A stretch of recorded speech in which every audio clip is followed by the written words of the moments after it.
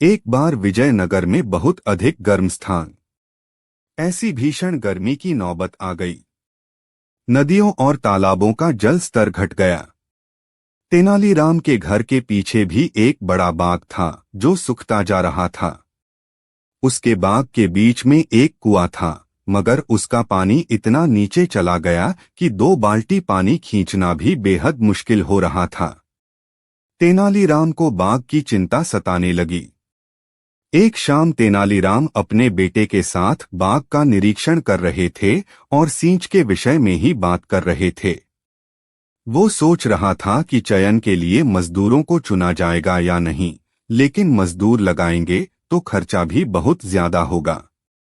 3 में ही उसकी नजर 3-4 लोगों पर पड़ी जो सड़क के दूसरी तरफ एक पेड़ के नीचे उसके भरोसेमंद मकान की तरफ देख रहे थे और फिर एक दूसरे से संकेत और आशंका में कुछ बातें कर रहे थे।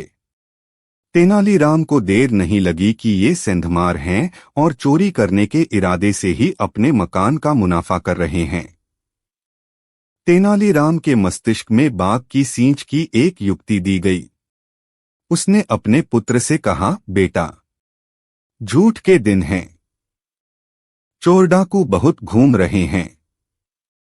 गहनों और अशर्फियों का वह संदूक में घर रखना ठीक नहीं है। आओ उस संदूक को इस मार्जिन में डाल दें ताकि कोई चोरी न कर सके। उनकी बात तेनालीराम के बेटे के साथ घर के अंदर चली गई। मन ही मन में वह कह रहा था, आज इन बच्चों को आसानी से कुछ काम करने का मौका मिलेगा। अपने बाग की शुरुआत भी होगी। बाप बेटे ने मिलकर एक सैंडुक में कंकर पत्थर डाला और उसे कोलोकेट में फेंक दिया। यह भी पढ़े पंचतंत्र की कहानी, जादुई छड़ी, पंचतंत्र की कहानी द मैजिक मिल्क। तेनालीराम फिर विचित्र स्वर में बोला, अब हमारा धन सुरक्षित है। उधर घर के पीछे प्यारे चोर मन ही मन चौंकिए। लोग तो वैकल्पिक ही तेनालीराम को चतुर कहते हैं। ये तो निरा मूर्ख है। इतना भी नहीं पता कि दीवारों के भी कान होते हैं। एक चोर ने अपने दोस्त से कहा, आओ आर्किटेक्चर, आज रात यह सारा खजाना हमारे कैबेज में आएगा। रात हुई और दुकान अपनी योजना का परिणाम आया। वे बाल्टी भर भर बिजली से पानी और धरती पर फूल देते हैं। इधर तेनालीराम और उसके बेटे पानी को लेकर दोस्तों की ओर से हुरपी से नालियां बनाने लगे। उन्हें पानी रिकॉल निकलते सुबह 4 बजे गए, तब कहीं और होटल सैंडुक का एक कोना दिखाई दिया। बस फिर क्या था, उन्होंने कांता संदूक को बाहर निकाला और जल्दी से उसे खोल दिया तो यह देखकर हक्के बक्के रह गए कि इसमें शामिल पत्थर थे। अब तो चोर सिर पर पैर रखकर भागे कि मूर्ख तो बन ही गए, अब कहीं पकड़ नहीं। दूसरे दिन जब तेनालीराम ने महाराज को यह बात बताई तो वे बहुत हंसे और बोले, कभी कभी ऐसा भी होता है कि कोई परिश्रम करता है और फल भी खाता है। एक बार राजा कृष्णदेव राय को सम्राट आदिल शाह ने दिल्ली आने का न्योता दिया। सम्राट चाहते थे कि दोनों पड़ोसी राज्यों में मैत्रीपूर्ण संबंध विकसित हों। राजा कृष्णदेव राय ने निमंत्रण स्वीकारा और अपने दरबारियों व कवियों सहित दिल्ली चल दिए। वहां उनका भावभीना स्वागत हुआ। दोनों राज्यों के कवियों ने अपनी श्रेष्ठ कविताएं सुनाईं। राजा कृष्णदेव के कवियों में से एक ने महाकाव्य महाभारत का पाठ किया।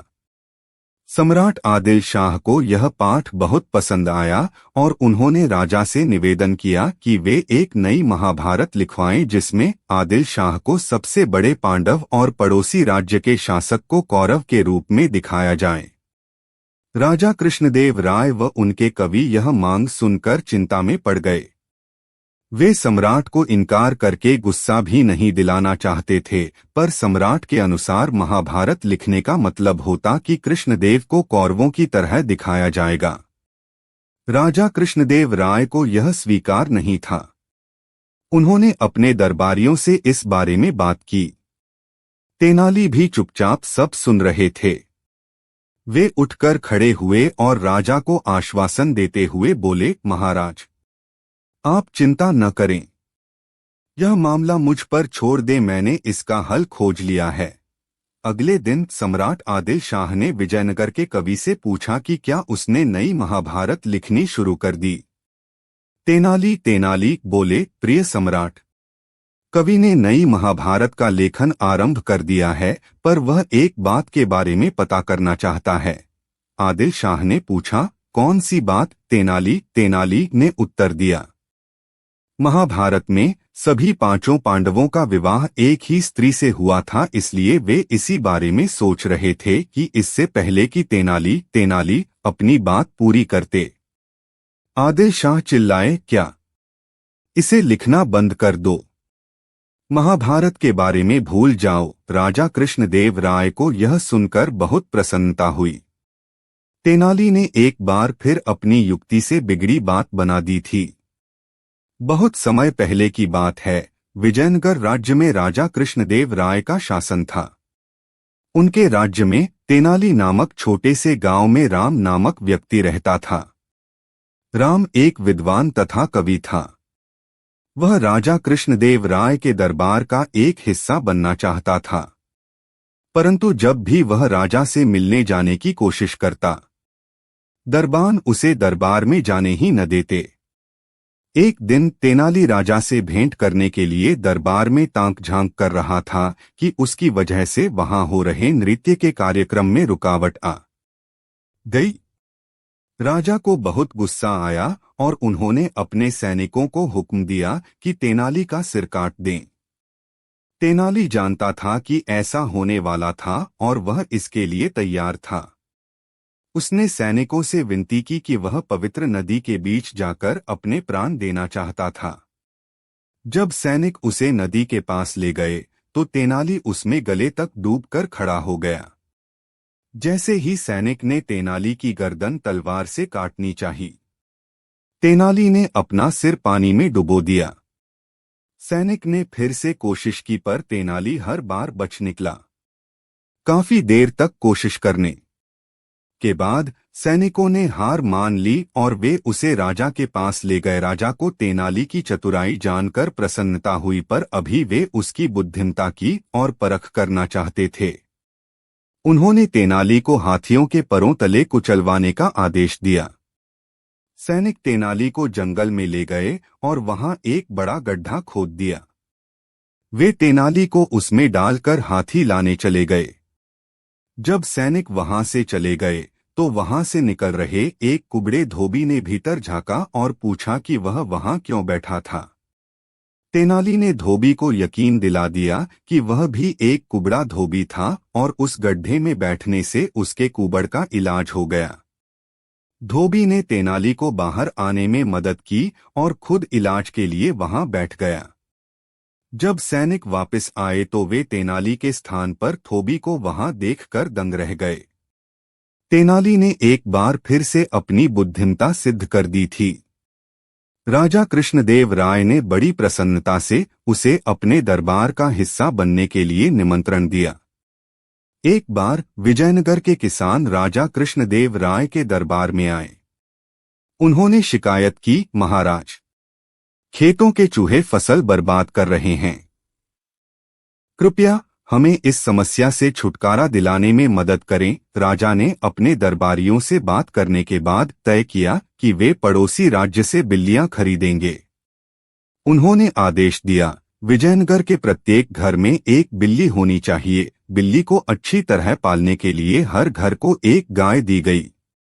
लोगों से कहा गया कि वे बिल्लियों को दूध पिलाकर उनकी देखरेख करें। तेनाली के अतिरिक्त सबने बिल्लियों को खूब दूध पिलाया। तेनाली हर रोज बिल्ली को गर्म दूध पीने के लिए देते। बिल्ली जैसे ही दूध पीने लगती, उसकी जीभ जल जाती और इस तरह उसने दूध पीना बंद कर दिया। एक महीने के बाद राजा ने सभी बिल्लियों की सेहत जांचने का निर्णय लिया। राजा ने तेनाली की बिल्ली को इतना कमजोर देखा तो उन्हें बहुत बुरा लगा। तेनाली की दरबार में तुरंत पेशी हुई। बिल्ली के बारे में पूछने पर वे बोले, महाराज, मैंने तो इसे कई बार दूध पिलाना चाहा पर ये दूध पीती ही नहीं। राजा को यह सुनकर आश्चर्य हुआ। एक दरबान बिल्ली के लिए दूध का कटोरा लाया। जैसे ही कटोरे को बिल्ली के आगे रखा गया, वह वहां से भाग गई। सभी हैरान रह गए, पर राजा मुस्कुराकर बोले, तेनाली तेनाली, मैं समझ गया कि तुमने बिल्ली के साथ गर्म दूध वाली चाल चली है, पर मैं इसका कारण जानना चाहता हूँ। तेनाली तेनाली ने उत्तर दिया, महाराज, मेरा मानना है कि लोगों को बिल्लियों को दूध पिलाने की बजाय खुद पीना चाहिए। तेनाली की दरबार में तुरंत पेशी हुई। बिल्ली के बारे में पूछने पर वे बोले, महाराज, मैंने तो इसे कई बार दूध पिलाना चाहा, पर ये दूध पीती ही नहीं। राजा को यह सुनकर आश्चर्य हुआ। एक दरबान बिल्ली के लिए दूध का कटोरा लाया। जैसे ही कटोरे को बिल्ली के आगे रखा गया, वह वहां से भाग गई। सभी हैरान रह गए, पर राजा मुस्कुराकर बोले, तेनाली, मैं समझ गया कि तुमने बिल्ली के साथ गर्म दूध वाली चाल चली है, पर मैं इसका कारण जानना चाहता हूँ। तेनाली ने उत्तर दिया, महाराज, मेरा मानना है कि लोगों को बिल्लियों को दूध पिलाने की बजाय खुद पीना चाहिए। वैसे भी जिस बिल्ली का पेट भरा होगा, वह चूहे को पकड़ने की कोशिश ही क्यों करेगी। राजा कृष्णदेव राय को अपनी गलती का एहसास हुआ और उन्होंने तेनाली की बुद्धि की प्रशंसा की। तेनाली प्रसन्न थे कि उन्हें पीने के लिए ढेर सारा दूध मिलने लगा था। सुबह सुबह का समय था। राजा कृष्णदेव राय सो नहीं पा रहे थे। उन्होंने सैनिकों से कहा कि वे नाई को बुला लाएं। नाई के आने से पहले ही राजा को गहरी नींद आ गई। थोड़ी देर बाद शाही नाई उनके कमरे में आया। जब उसने राजा को गहरी नींद में सोते देखा, तो उसने उन्हें जगाए बिना ही दाढ़ी बना दी और कमरे से चला गया। जब राजा की आंख खुली तो नाई को वहां न पाकर उन्हें बहुत गुस्सा आया। पर जब उन्होंने शीशे में अपना चेहरा देखा, तो वे यह देखकर दंग रह गए कि नाई ने पहले ही अपना काम कर दिया था। राजा उसकी इस काबिलियत से बहुत खुश हुए कि उसने एक सोते हुए इंसान की नींद खराब किए बिना ही दाढ़ी बना दी। राजा इतने प्रसन्न थे कि नाई की मनचाही इच्छा पूरी करने का वचन दे दिया। नाई ने कहा, महाराज, आप बहुत उदार हैं। कृपया मेरी ब्राह्मण बनने की इच्छा पूरी करें। राजा ने कुछ भी सोचे समझे बिना नाई की बात मान ली। एक बार राजा कृष्णदेव राय ने अच्छी नस्ल के बहुत सारे अरबी घोड़े खरीदे, पर शाही अस्तबल में सारे घोड़ों को रखने के लिए जगह नहीं बची। उन्होंने सभी दरबारियों को एक एक घोड़ा देकर कहा कि वे उन घोड़ों की अच्छी देखरेख करें। उन्होंने कहा कि जिसका घोड़ा सबसे ताकतवर होगा, उसे इनाम दिया जाएगा। खजांची को निर्देश दिए गए कि सभी को घोड़े को अच्छा खाना खिलाने के लिए धनराशि दी जाए। तेनाली अपने घर में घोड़ा रखकर खुश नहीं थे। वे घोड़े को घर ले और एक अंधेरे कमरे में रख दिया, जिसमें एक छोटी सी खिड़की थी। वे उसी खिड़की से घोड़े को नाम मात्र का भोजन देते। गए 1 महीने बाद राजा ने सभी को आदेश दिया कि वे घोड़ों को शाही अस्तबल में लाएं। राजा को यह देखकर खुशी हुई कि सभी घोड़े पहले से ताकतवर हो गए थे। तभी राजा को एहसास हुआ कि तेनाली का घोड़ा तो कहीं दिखाई ही नहीं दे रहा था। उन्होंने तेनाली को बुलवाकर घोड़े के बारे में पूछा। तेनाली ने कहा कि घोड़ा इतना मजबूत और ताकतवर हो गया है कि वह अपने अस्तबल से बाहर ही नहीं आ पा रहा। राजा ने एक सैनिक को तेनाली के घर भेजा ताकि वह घोड़े की सेहत देख सके। तेनाली ने उसे छोटी खिड़की से झांककर देखने को कहा। उस सैनिक की लंबी सी दाढ़ी थी और जैसे ही वह खिड़की से अंदर झांकने लगा, भूखे घोड़े को लगा कि उसे घास परोसी जा रही है। उसने उसकी दाढ़ी ही लपक ली। सैनिक दर्द के मारे चिल्ला उठा, पर घोड़े ने दाढ़ी उखाड़ ही ली। वह भागा भागा राजा के पास गया और बोला कि तेनाली का घोड़ा इतना हट्टा कट्टा था कि उसने उसके चेहरे से दाढ़ी ही उखाड़ दी। राजा को यह जानकर प्रसन्नता हुई और उन्होंने तेनाली को इनाम दिया। महत्वाकांक्षी और कंजूस राजा शासन करता था। वह अपने जीवन में अधिक से अधिक सोना और धन संपत्ति जमा करना चाहता था। इस कारण वह अपनी प्रजा की आवश्यकताओं और कल्याण पर बिल्कुल ध्यान नहीं देता था। उसके पास धन दौलत की कोई कमी नहीं थी, लेकिन इसके बावजूद भी उसके सिर पर लालच का भूत चढ़ा हुआ था। एक दिन उसने एक प्रसिद्ध जादूगर के पास जाकर कहा, मैं चाहता हूं कि तुम अपने जादू के बल पर मेरी दौलत कई गुना कर दो। ठीक है, मैं आपको कुछ ऐसी विशेष शक्तियां दूंगा जो किसी साधारण आदमी के पास नहीं हो सकती। जादूगर ने कहा, मुझे अपना हाथ दिखाइए। फिर जादूगर ने अपनी छड़ी से राजा के हाथों को हल्के से थपथपाया और कहा, आज से आप जो कुछ भी छुएंगे वह सोने में बदल जाएगा। उसकी बात सुनकर राजा प्रसन्न होकर अपने महल में लौट आया। फिर उसने अपनी नई शक्ति का परीक्षण करने का निश्चय किया। उसने मेज पर रखी पीतल की सुराही को अपने हाथ से छुआ और पल भर में ही वह सोने की सुराही में बदल गई। अब तो राजा अपने पूरे महल में दौड़कर सभी चीजों को सोने में बदलने लगा। उसने सारी कुर्सियों, मेजों, बर्तनों, खंभों और यहाँ तक कि दीवारों और छत को भी सोने का बना दिया। अब तो राजा बहुत प्रसन्न हो गया और सोचने लगा, अब मैं संसार का सबसे धनी व्यक्ति बन गया हूँ। अपनी जादुई शक्ति के बल पर मैं किसी भी वस्तु को सोना बना सकता हूँ। यह सोचता हुआ वह अपने भोजन कक्ष में भोजन करने जा पहुंचा। लेकिन जैसे ही उसने भोजन को छुआ, सारा भोजन सोने में बदल गया। नौकरों ने उसे अपने हाथों से खाना खिलाने की कोशिश की, लेकिन फिर भी खाना सोना बन गया। अब तो राजा भूख से बेहाल हो गया।